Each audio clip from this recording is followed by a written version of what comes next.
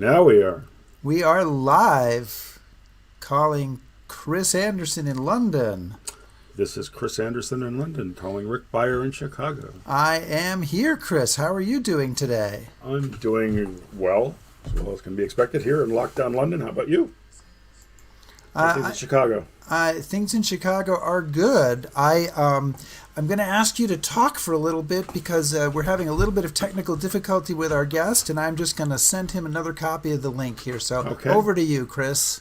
Okay. Well, we're hoping that Keith can join us and we can work out our problems. We're really excited to have Keith hopefully join us to talk. Don't say too much yet because we haven't played the open yet. So you can greet our guests and say hello to them. Oh, okay. Yeah, pending. Sorry. Well, Marcus, I should give you a shout out because, well, you're always here before we go live. So, Marcus, we appreciate you being always the first one to show up. Doreen, Nancy, Margie. Wow, we're getting lots of folks here. Hello, everybody. Joe and Xavier, how are you? Our international audience. So, Anne and Audrey. Wow, we're starting to fill up here. These are all friends of yours, right? They're all friends of the show, Chris. Oh, okay. I am just zipping this. You are seeing behind the curtain right now, folks. We are stalling a little bit and saying hello to you all and trying to make our way to getting to where we have our show. And I do want to mention that Doug McCord is extremely proud of this fact this week because Doug tries to have a fact from Pennsylvania every week. Greetings from the state that has the longest stone arch bridge in the world. So, there it is. Thank you, Doug. If we remember nothing else from today's show, that is something. No, I don't think we'll forget this show. We'll hopefully remember. But we do have 50 people here, Chris. So I think whatever is happening with our show, we're going to have to go in and start it. And so we're going to have to play that world famous History Happy Hour open. Are you ready for that? I think as ready as I'm going to be. All right, here you go.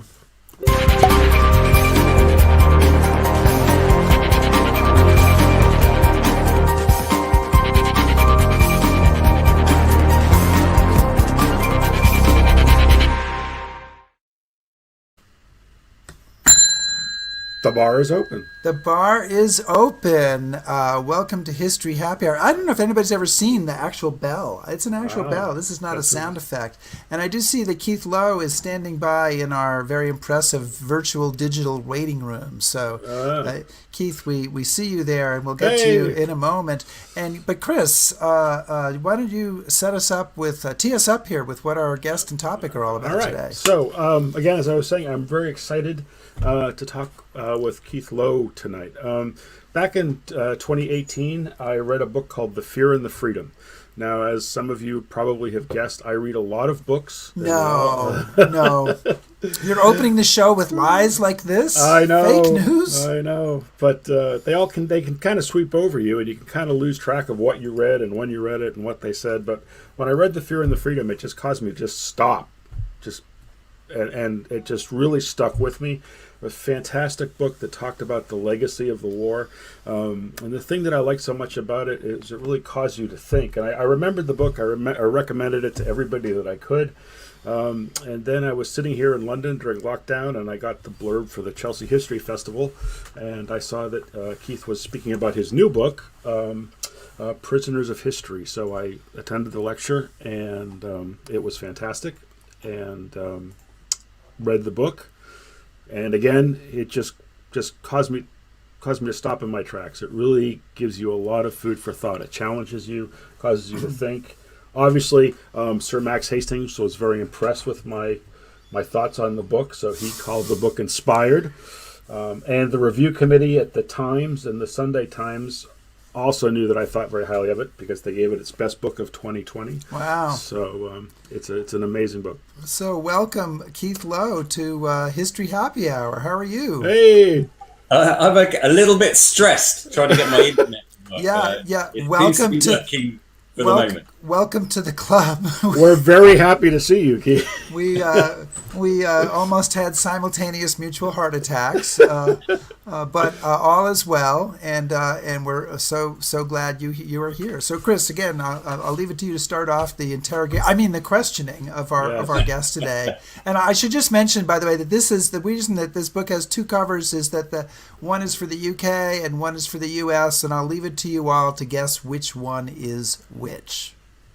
All right, Chris. So, all right. So, Keith, and when you start your book, you mentioned that, when you were growing up, and we're probably about the same age in the 70s and the 80s, people would walk by monuments and they wouldn't pay them a heed.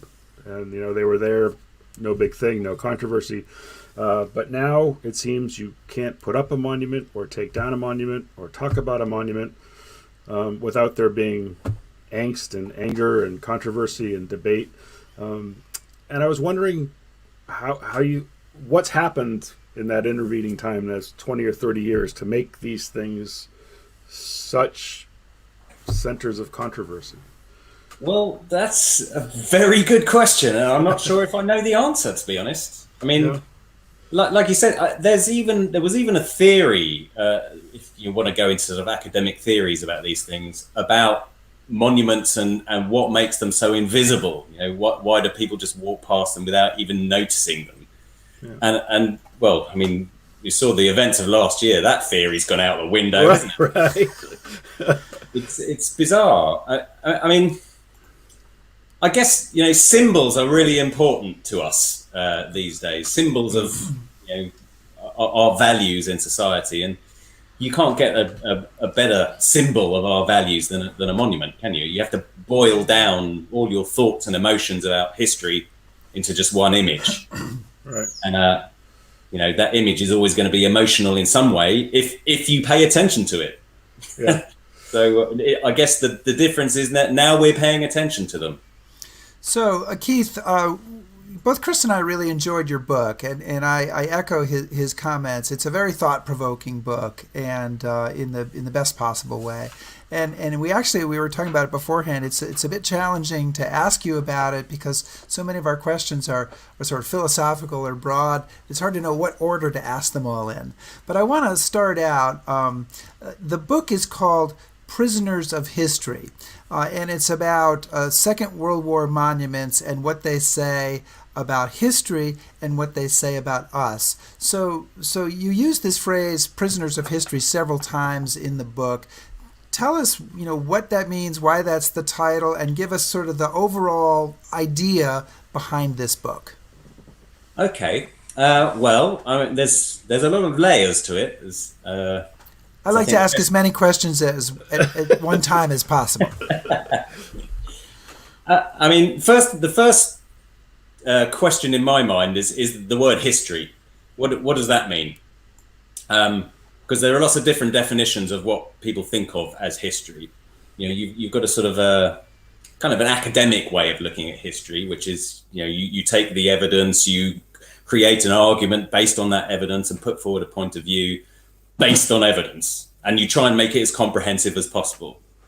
But actually, I think most people don't really think of history in those terms. They think of it in a more sort of esoteric way, as it's a kind of story about our past.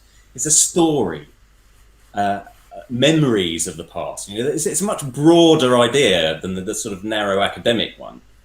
So in some respects, we're prisoners to our academic history. Things happened, and we have to live with it. So you can't escape your history. So Jewish, for example, I've got lots of Jewish friends. They don't particularly want to remember the Holocaust, but it's there. There's no escaping it. They're prisoners of that history, whether they like it or not. But we're also prisoners of this other history, this sort of mythological thinking, our national myths about how we're, America and Britain are the perfect example of the heroes of the Second World War. That's our sort of myth-making idea of history. We think of ourselves as heroes, and as a consequence, when you bring the actual history, and when maybe we didn't act so heroically in certain circumstances, we don't like that, so we try and shove it to one side a little bit, which is a perfectly natural thing to do. So we're prisoners of that sort of psychological process as well. And lastly, I think the monuments themselves are prisoners to history, because, you know, we put up these monuments with an idea of our values and this sort of myth-making idea of our past. But then reality sometimes comes back to bite them. So, you know, this has happened with the sort of Confederate statues, for example, in the US. You know, there's a very nice myth-making way of remembering history about the South and the values of the South and so on, and ignoring some of the more difficult values of that South. And that's now coming back to bite those statues, which is why people wanted to tear them down. So there's sort of lots of layers there to the title. So now, Keith, before we get into kind of some of the specifics of the monument, I just kind of a process question. Did you kind of formulate some thoughts and ideas and then go out to find the monuments that you talk about, or were those monuments that struck you and you kind of drew from those specific monuments, or kind of how did you approach? Well, you mentioned the Fear of the Freedom in the introduction, my previous book, and a lot of the thinking that I put into that. I mean, that book took 5 years in the writing, so I put a lot of thought into that. And the initial section of that book has 5 examples of myths that we commonly have, not only in America and Britain, but all over the world. There are different myths about the Second World War. There are people who consider themselves the heroes of the war. You've got the victims of the war. You've got the monsters of the war, of course. And then you have these ideas that the Second World War destroyed the world in a sort of kind of like an Armageddon almost, but also that it was reborn. So you have a sort of resurrection. So those 5 things are sort of, they're 5 ways that I think people all over the world mythologize their history of the war. So I picked the monuments which to me symbolized each of those 5 myths most neatly and told the best story, you know. Mm-hmm. So, you know,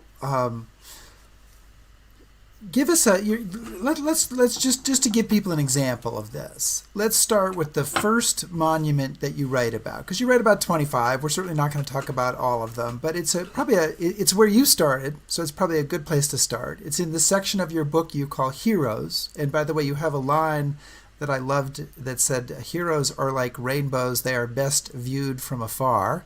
So I hope you're very happy when you pounded that line out on your typewriter that day. And but give us a sense with the first monument in your book, which is a monument in Russia, to what we're talking about here, sort of the layers that monuments have, how they're about history, but they're also about today and how we view the history and become controversial or forgotten or whatever because of that. Okay, yeah. This particular monument is built in the city of Volgograd, which people will probably remember better by its old name, Stalingrad, site of this huge Second World War battle. So on top of the hill in Volgograd, they've built this gigantic statue of Mother Russia. And I mean, she's huge. I mean, you can see the picture on your screen there. Those tiny little things sticking up on the hill just at the bottom of the plinth, those are human beings. So you can see how huge she is. At the time she was built, she was the tallest statue in the world. This was back in the 1960s. So the whole point of this statue is the sheer size of it. I mean, it's gigantic. And, you know, why is it so big? Why do they make, in the former Soviet Union and Russia today, they still make monuments on a scale that the rest of us just don't, you know, we wouldn't dare do. And it's kind of appropriate for the way the Second World War went in Russia and the rest of the Soviet Union, because it was far worse than anything we had in Western Europe or in the Pacific. You know, we're talking 20, 25, 27 million people died, which dwarfs anything else in any other country. So there's that sort of idea behind the scale of it. But you've also got to remember that this was built in the 1960s. This is the height of when the USSR is as strong as it will ever be, and they're trying to convey that strength. What they're saying, really, with that statue is we're Russia. You invade us. This is what's going to happen. You have the whole might of this thing attacking you. So don't So it's a threat to anyone who wants to try it on with Russia, and it's also a reassurance to Russians, Soviet people, to say, you've got this at your back. If anyone attacks, we are here to protect you, and also, we're a threat to you too. Really, we're the state, and we're enormous. Do what you're told. So when you stand underneath this thing, you really feel the weight of it. I mean, it's a physical sensation. It's really quite something. You can't get it from a photo so much. You feel it in your heart. The weight of this thing's up above. Amazing. But what's amazed me though is that that the Russians continue to build such colossal monuments, and I'm curious, do younger Russians or Russians today still take the same kind of lessons or resolve from that monument? The Soviet Union is technically not there anymore, and what does this monument construction mean for Russians now? Well, you see, the Russians are a bit like the Brits in this respect. They used to have an empire, and now they don't. And like the Brits, they like to pretend that they're still this great player in the world, and so they create these monuments to remember the time when they were great. And actually, since Vladimir Putin's been in control, they've started rebuilding more and more of these monuments at a rate of knots. So between 2005 and 2012, they built at least 40 of the. They declared 40 different cities, hero cities of the Second World War, and they built monuments all over the place. And they're all the same kind of monuments, right? There's no more nuance in the newer versions, or no. They've sort of made these McDonald's monuments. They're a standardized. They got a factory making them. Off an assembly line or something, but they plonked them in these different cities, and they all look the same. They're sort of big obelisks. Yeah. But then there is, just last year, for the 75th anniversary of the end of the war, in Rzhov, they built another huge monument. They were going to have a big celebration there, but of course, all the COVID thing stopped it happening. But they're still doing this. They're still rebuilding more and more monuments to the Second World War as a sort of memory of the time when they were this great world power. Well, we were talking about why it is that, talk about being prisoners of history, that we all seem to still be prisoners of the Second World War. I'm stealing from Chris here totally. Do you want to? No, go. You want to do the original, or I can do the carbon copy version? Do the copy version. Yeah, but the idea that why are we still kind of going over that same ground 75 years later, seemingly, as you just said, not only in Russia, but in other places, in the United States, Greatest Generation, in the newer monuments, the Bomber Command Monument in England is relatively new. Why are we still recycling and recycling? Obviously, it's a huge historical event. It's the biggest event in human history, but is there more to it than that? Yeah, it's something we all have in common. The Second World War, and there aren't many events like that. COVID actually is the only recent example where the whole world is suffering the same thing. So you got a few financial crashes, but they're not. They don't have the same sort of emotional power as a war or a plague or something. So the Second World War is the last big thing that we all had in common.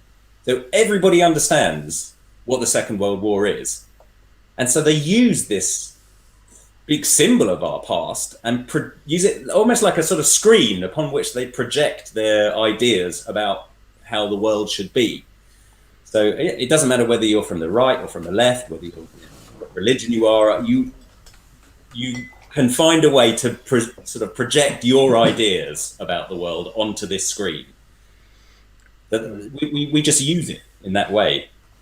But we all use it differently. So one of the things that, yeah, I mean, and I'd like to get your thoughts on this, but you say in the book, and I think it's wonderful, it says, America makes monuments to its heroes, Europe makes more to the victims. American monuments are triumphant, European ones are melancholy.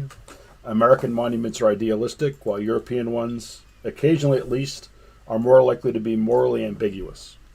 So why do you think that is? And I'm just kind of curious about your thoughts as a, I guess, are you a former European now, Keith? I'm always a European at heart. All right, so as a European, why? Europe, yeah. I mean, we're still part of Europe, the continent, but not the politics, I suppose. No, but I was just curious about those differences and where do you think they spring from? Yeah, asked the man without a country. Yeah, that's me. Yeah, so. Yeah. Well, in some ways, when it comes to the war, we share as much with the US as we do with Europe, actually, because we weren't occupied like France was or Poland was. We didn't suffer the horrendous consequences of that occupation, and we weren't pushed into the same sort of morally difficult positions, collaboration, things like that. Right. And so we are able to view ourselves as the heroes, just like Americans view themselves as the heroes of the war, because we have that luxury. It's wonderful for us. Right. You go to Poland, there is heroism, but really, even amongst the heroes, it's a feeling of victimhood is much more prevalent in society. Same in France, same even in Italy, even though they were on the wrong side for half the war, there's still a feeling of, like, in their monuments to the war, it's always to sort of victimhood. Mm-hmm. So, the historical facts mean that that's just the way it is going to be. But then on top of that, you also have, how we feel about ourselves today, because a lot of these monuments weren't built back in 1945, right. They were built sort of 5 years ago. Right. So we're projecting our own ideas of what our national character is onto this screen, which we call the Second World War. And that has an effect on the way we create these things. Well, one of the things, just kind of taking off from that, I'm sure you have, but have you been to the World War II Memorial in Washington, D.C.? I haven't. I've never been to Washington. Well, I've been to, I've been to the archives there, but I've never had a look around town. Well, so I don't know if this question will work then, but it's a very large. Yeah, no, I'm well aware of what it looks like. Yeah, so my question is, it's huge. A circle of. Yeah, and it's very triumphal, and do you think there are other countries that would build a monument similar to that, or is that monument kind of unique to America, the people that got behind the building of it? Well, it's triumphalist, and it's in an American way. Yeah. The British are triumphalist in a much smaller way, and the Soviets and the Russians tend to be more triumphalist they like figurative, sort of angels and people killing dragons and just big things, anything that's huge. But American monuments, I mean, that one in Washington reminds me a little bit of the American cemetery in Normandy. It has the same sort of look about it. It's a sort of big geometrical shape, and it's got these tall obelisks. They're sort of like almost like it's like Stonehenge. It's like columns. It's like a sort of circle of different campaigns on different plaques around this whole thing, and lots of things about the men who fell, and there are wreaths and lots of sort of classical imagery. It's a very conservative way of doing monuments. Mm. It's got sort of classical symbolism all written all over it. Yeah.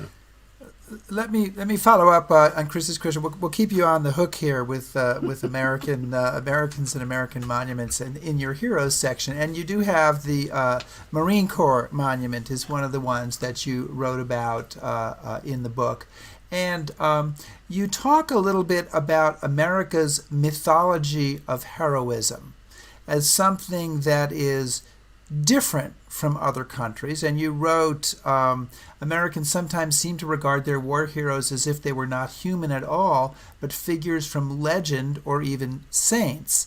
And since every country has heroes, and obviously I'm American, newsflash, so I'm inside that bubble. I would say, well, doesn't every country have heroes, and don't they all view their heroes that way? So what is different about the way Americans view heroes or heroes of World War II? Well, wow. It's just a small question. Need to take a sip of a drink or something. It's History Happy Hour. You can have a drink to fortify yourself. Our audience is very friendly, guys. We will all be friendly in our response to this. I mean, listen. When I say mythology, I don't mean that in a way which is derogatory at all. Mythology is a big part of everybody's life. We mythologize our own past individually.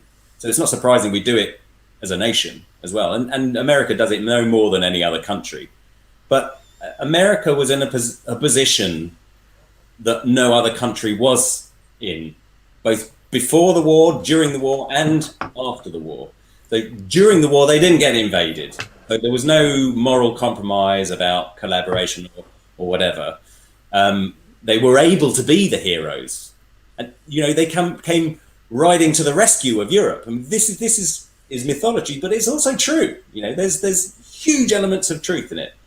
And after the war, they were the winners. I mean, unequivocally, out of everybody in the whole world, America was the winners. The Soviets, they won the war.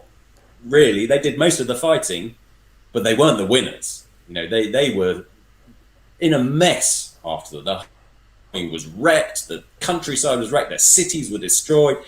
America didn't have any of that. America came out of the war wealthy and unequivocally the world's greatest power. So of course you're going to emerge from that thinking of yourself as the victors and the heroes. And why shouldn't you? Because there's truth in that. But where the mythology comes in is when you only believe in that and you don't see any of the little, the side stories, the nuances, the occasions when, it's war.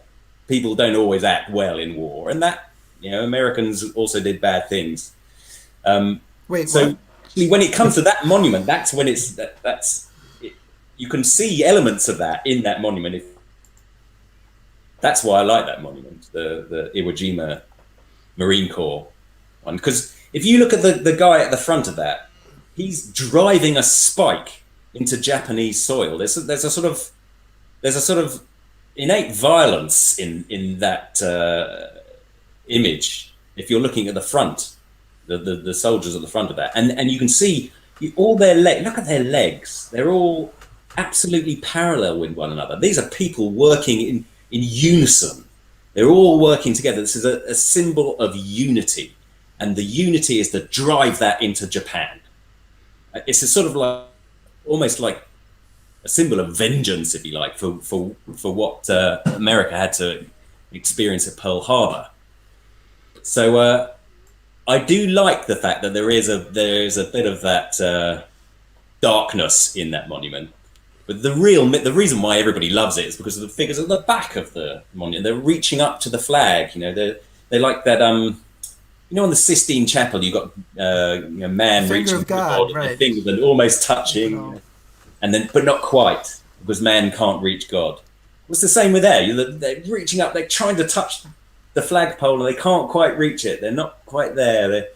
The flag becomes almost like the god. It's a wonderful, wonderful image. So Keith, using that as an example, do you think de Welden, when he's sculpting this thing, his commission is to build a Marine Corps memorial? So is he building a Marine Corps memorial and the meaning of it gets added to the monument later once it's built? Or do you think that they're building these things with this idea that we're talking about much bigger issues here?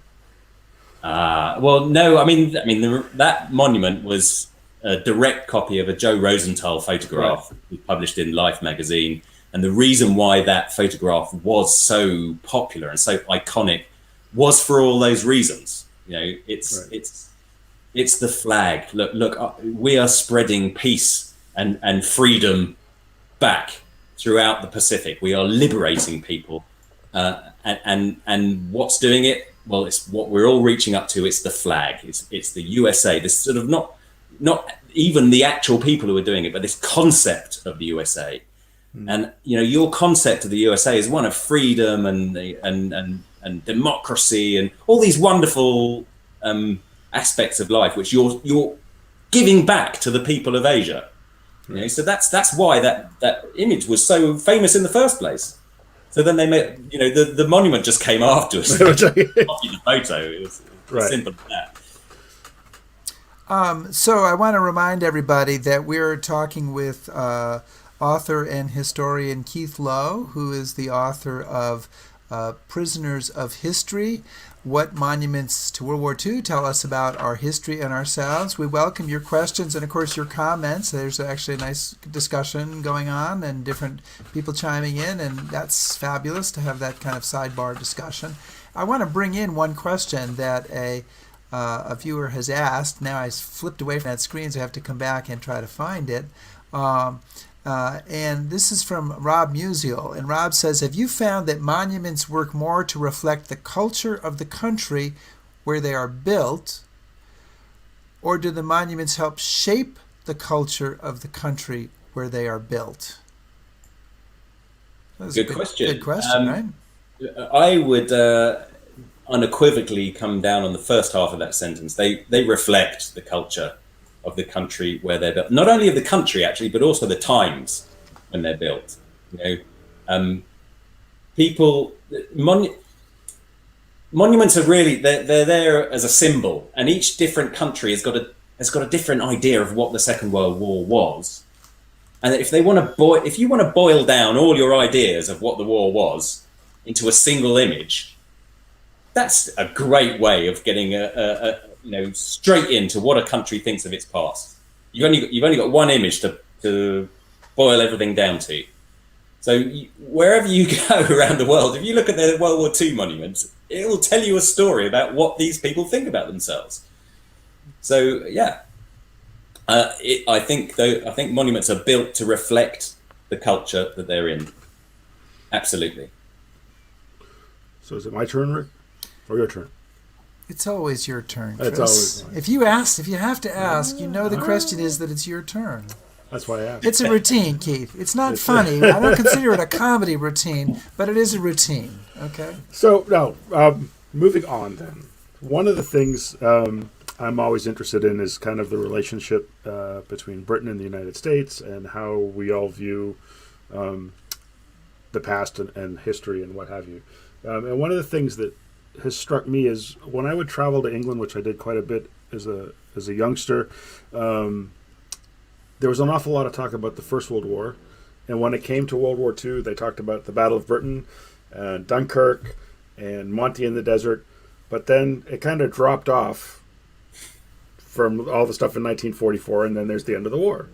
And that seems to have changed. So now, like when I lead tours in Normandy, 10 really? or 15... Do you think so? I don't think so. I think that's still all we talk about, you know. Well, no, it is. But what I'm saying is, I guess what I'm saying is like when I used to do Normandy tours 10 years ago, there'd be a few small British monuments. But it was really, you'd go to Omaha Beach and Utah Beach, and you might stop by Pegasus really quickly. But that was sort of it. Right. But now more people are kind of jumping on that bandwagon, and I haven't seen it yet due to COVID, but there's now a huge British War Memorial behind Gold Beach. Yeah. It's almost American in size. Yeah. And I'm curious as to why you think that is, and are they trying to now like get laid on that thread of history, or do they want to be part of that story? Do they feel they got written out of it? Or it's an odd monument for me. You know, it's just that doesn't seem very typical. Yeah, I mean, I think there again, there's so many layers to these things. Like, so, for example, there is a bit of resentment in Britain about how you Americans have stolen Normandy from, because it was a joint operation. Absolutely. British had 2 beaches, Americans had 2 beaches, and the Canadians, who were always forgotten, they had one as well. So the fact that there are these big monuments to the Americans, and actually, I think it's Saving Private Ryan really got under everybody's skin here. And so, we want to get in on the action and remind everybody, hang on a second, it was us as well, Right. So there's a part of that. There's also there's the idea that the generation who went over and landed on the beaches are dying out now. Right. So suddenly it becomes urgent that we do something to remember them, because they're not going to be here much longer. So there's that aspect as well. And also, I think there's a sort of, there's a little touch of the political behind this as well, because in a way we're doing something which is not so different from what Putin is doing in Russia. We're trying to remember a time when Britain was, that was our finest hour. Right. Churchill said it, not realizing that it really was going to be not only our finest hour, but the last one. Yeah. So, the Second World War was when Britain was great. And so let's try and remember it as much as possible to try and convince ourselves that we are a great nation who can forge ahead into Brexit and so on. And like we need to now. Yeah. The troops, if you like. Yeah. It just strikes me as a very untypical of all the other monuments you see, and so I just want to get your thoughts. You're right. I just want to follow up. You're absolutely right that it's untypical. Most British monuments are quite small, quite modest, actually, and that's a really big one. So it's a bit. But the Bomber Command monument in London, as well, is another recent monument. Is really big compared to all the other little monuments that are in the city. I had a brilliant question, but instead, I'm going to bring in a question from one of our viewers, because that's how selfless I am. You are. You give and you give. That's how I give. But it's a fairly simple question. Does the book reference any monuments in Germany? And you do, but partly because your definition of monument or memorial is a fairly broad one in this book. Yeah, there's actually more monuments in Germany than any other country. I think I got that right. They are. The definition of monuments is quite broad. I think you need a broad definition of monuments, don't you? I mean, it's not just statues that can be considered a monument, but buildings are sometimes, if something significant happened there, they can be considered a monument. I've got in Germany. I have a monument to the firestorm in Hamburg. British bombs landing on the worst destroyed city in Germany from a single raid. I've got a monument to the murdered Jews of Europe, which is in the center of Berlin. Huge. That's this one. Yeah, very unusual. I mean, look at how big that takes up. That's right in the center of the most prime real estate in the capital city. I mean, imagine the value of that land alone. And the fact that they've chosen to put a Holocaust memorial over the whole of it really says something about atonement. And I mean, I've got some problems with that monument, but still, I think the sentiments behind it are really sort of praiseworthy. So there's that monument, and then I also in Berlin I cover a notice board, actually, which is all there is left of Hitler's bunker. It was completely destroyed, erased, and there's just a car park now. The only way you can tell that there was ever anything there is this little notice board, which explains that, oh, by the way, Hitler's bunker was here and he committed suicide. He's a bad guy. And sort of nearby. Yeah. But there's no way you can make it into a shrine or anything, because it's literally just a notice board. There's not even a bench to sit down on. Right. Well, the notice board is fairly recent too. I mean, sorry? The notice board, I think, is fairly recent as well. I mean, relatively speaking, it hasn't been up. Yeah. Well, I mean, that whole area was sort of during the Cold War it was all where the Berlin Wall went through there. So there wasn't going to be anything. Not going to be any monuments or anything built in that area. So it was only after the wall came down that they put this notice board up. Yeah. You can go ahead, Chris, or I can. No. I can go We're ahead. putting some together. We have a lot of questions from our guests. That's why I wanted to. I'm not looking at one right now. So I'm sorry. Well, no, how about okay. we've got Neil Shara wanted to know, and you talked about this a little bit in your book. He says, in the Netherlands, there are many soulful monuments to executed resistance members. Do you care to comment? And I tack on to that your discussion about, the victims of the war in the Netherlands and how a lot of them are Jewish, but the monument doesn't. Yeah. Yeah. Well, that's changing now. There are around the Netherlands. There are various different sites where resistance members got killed, and they'll have like a small monument in these places. But the main one is the National Monument, which is built in the centre of Amsterdam, and they have again, it's a sort of one of these. It's like a semicircle. It's a sort of classical shape with urns in the wall from each of the different provinces of the Netherlands, with soil from places where resistance members were killed. And then they added another one for Indonesia, because Indonesia used to be a colony and they were invaded by Japan and so on. So lots of Dutch people there also suffered. So it's supposed to be a national monument which brings together all the different people of the Netherlands. But of course, what it neglected to do was commemorate the one group who suffered far more than anybody else, which was the Jewish population, who weren't mentioned.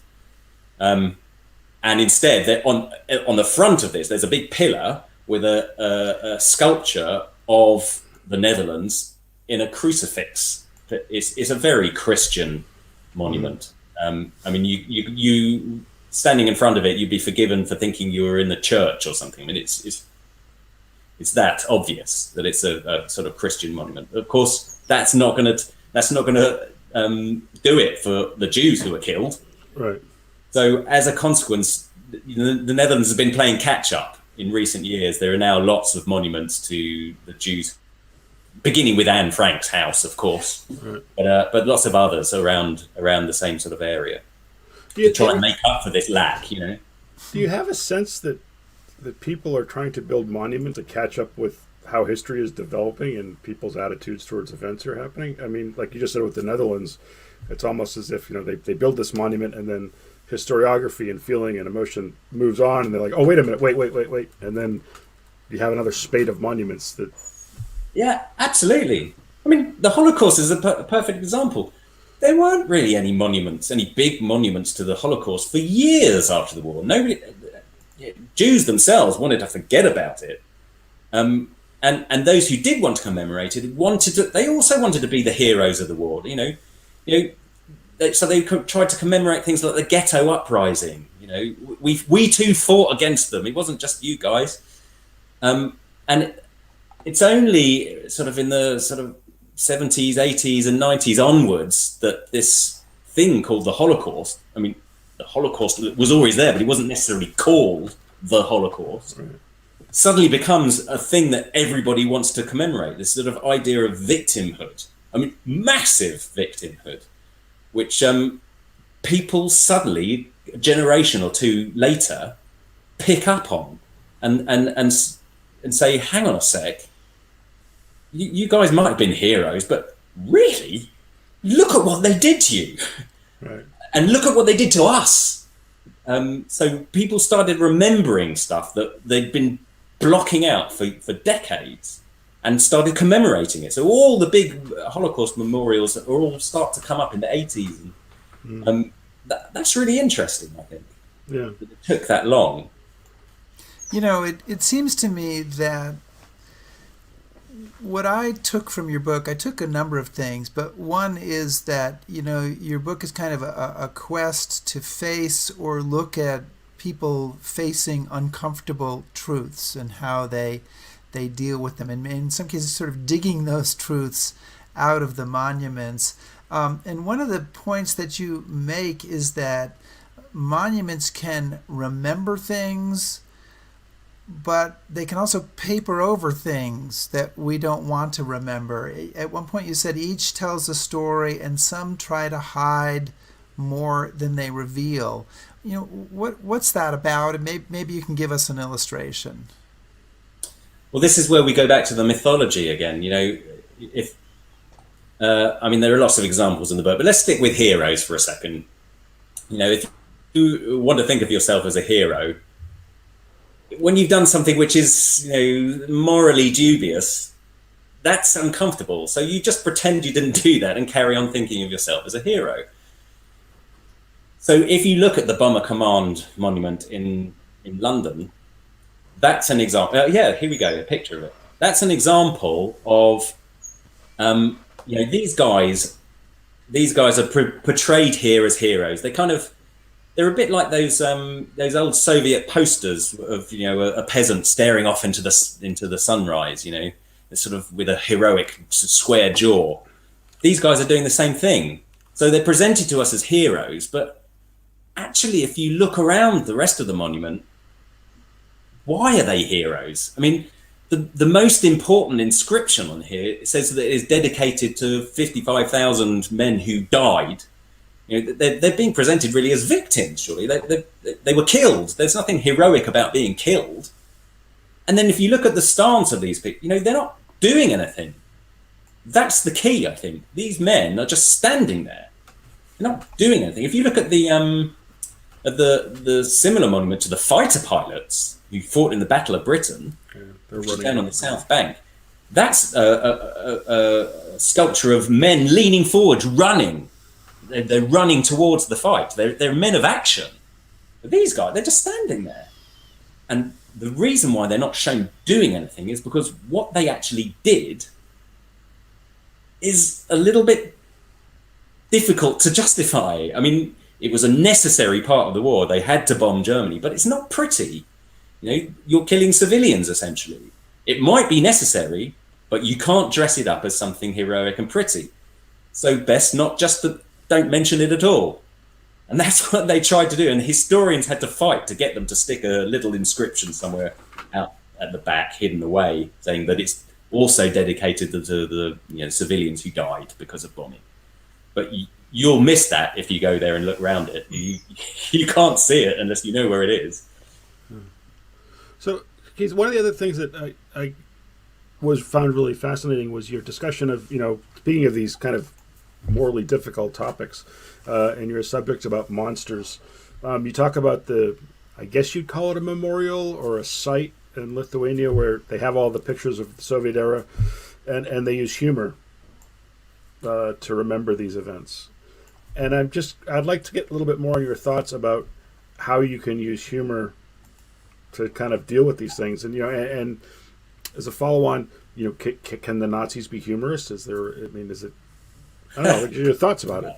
Ask Mel Brooks. Yeah, right. True. Right, Rick. Moving on. No, but the place you're referring to is Grutus Park in Lithuania, which is like one of these monument parks where they took all the old Soviet monuments after they kicked out the communists, and they thought, what are we going to do with all these old statues? So they put them in this monument park. But the guy who won the contract to have this monument park wasn't a museum person. He wasn't a historian. He was actually a mushroom farmer, and he just had a mushroom farmer with a big dream.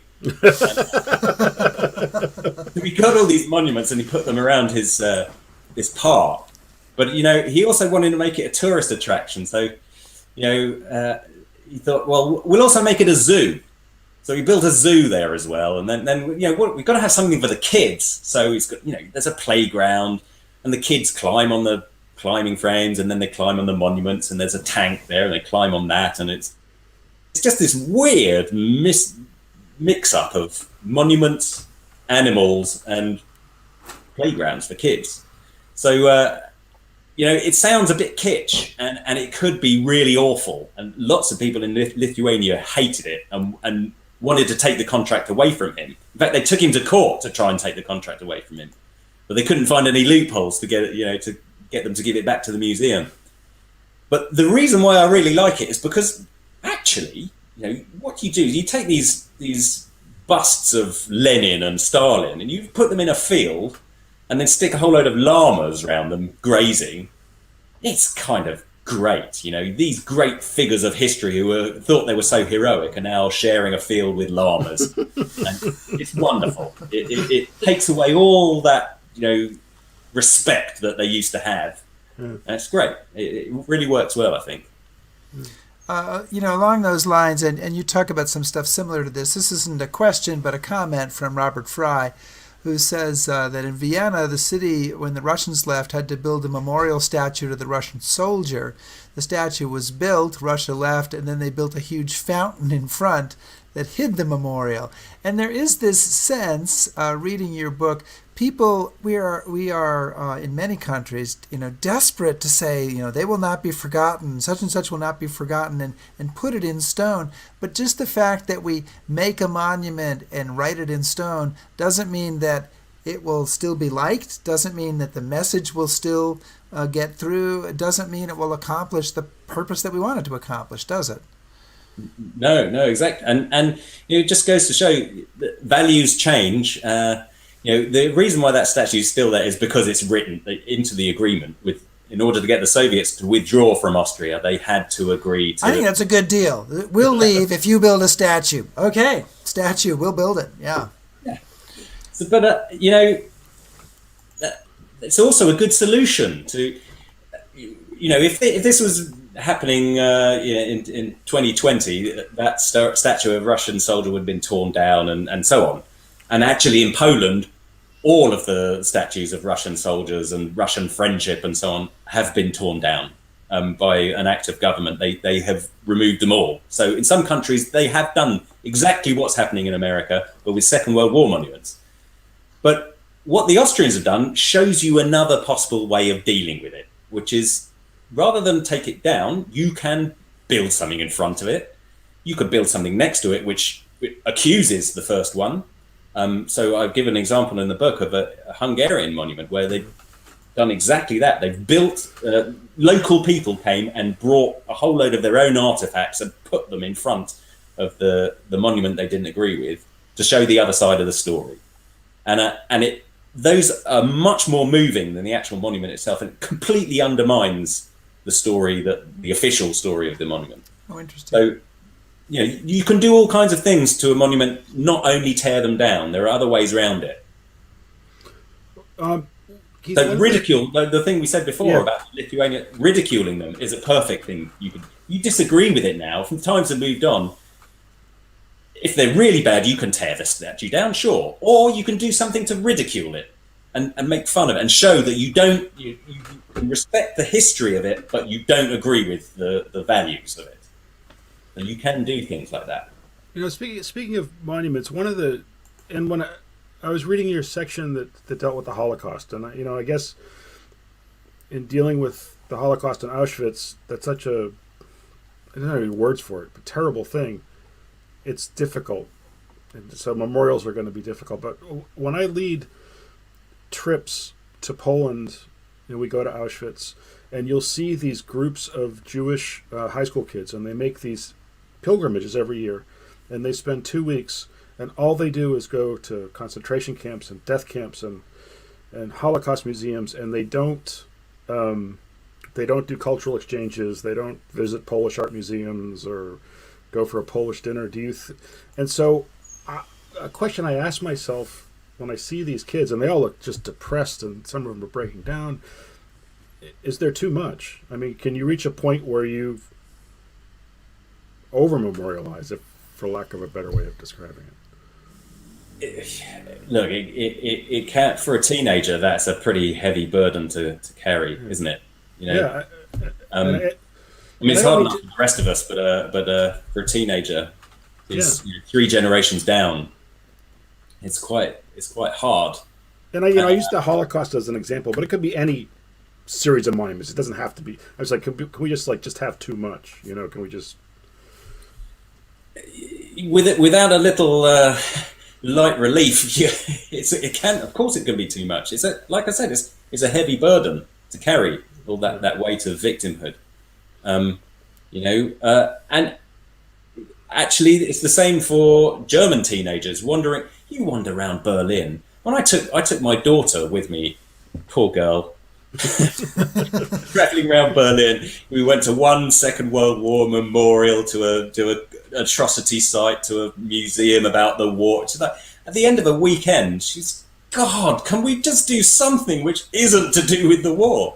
Right. Imagine if you grow up with that. You're living in Berlin. You have it day after day after day. It can get really tiring.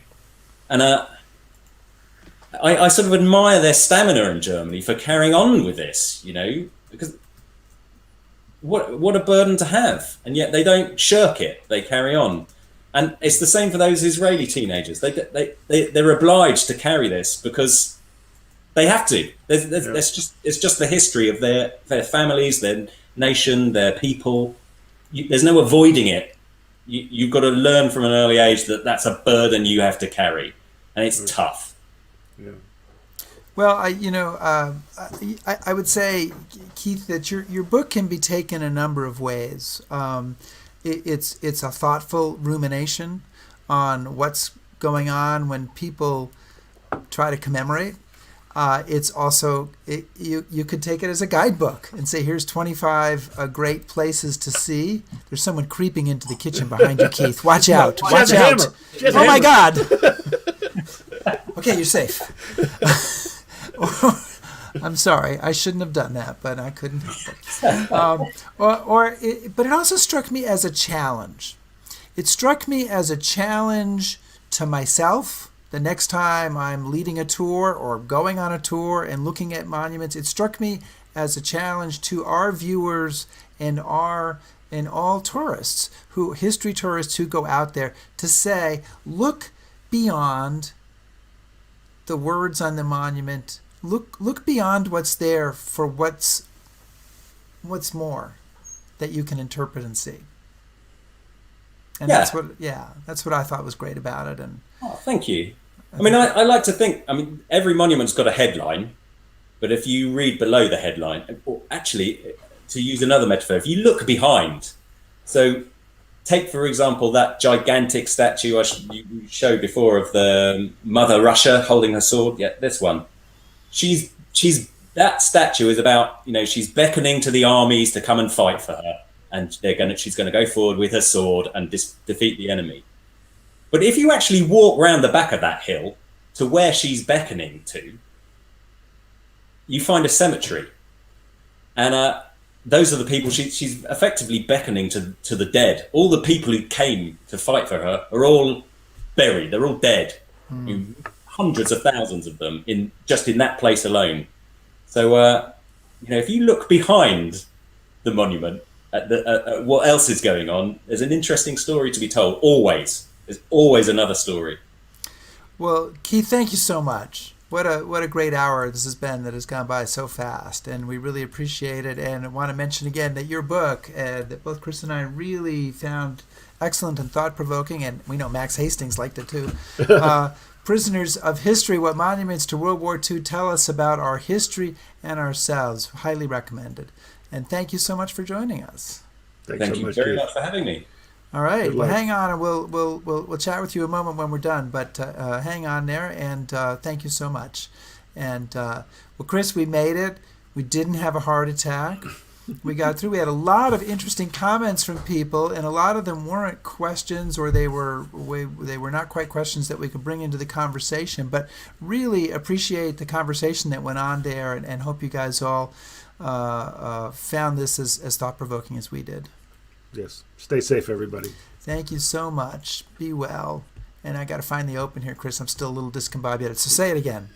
Stay safe, everyone. Stay